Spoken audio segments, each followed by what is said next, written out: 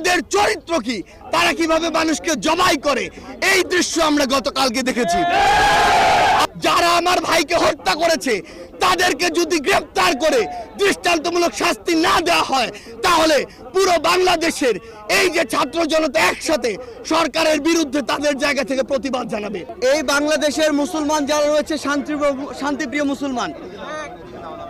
এই বাংলাদেশের মুসলমান যারা রয়েছে তারা আসলে তারা যেমন নিজেদের ধর্মের প্রতি তাদের সহানুভূতি রয়েছে, অন্যান্য ধর্মের যারা রয়েছে তাদের প্রতিও তাদের সহানুভূতি রয়েছে। কিন্তু এই সহানুভূতিকে ব্যবহার করে কেউ যদি নিজেদের ওই ভারতে বসা চক্রান্ত, যারা মাসের 30 দিনের 25 দিন দেহটা নিয়ে এই বাংলাদেশে বসে থাকে আর বাকি 5 দিন মনটা নিয়ে ভারতে যায়, সেখানে চক্রান্ত করে এবং সেই চক্রান্তের এক্সিকিউশন এই বাংলাদেশে এসে ঘটায়, সে সকল উগ্রবাদী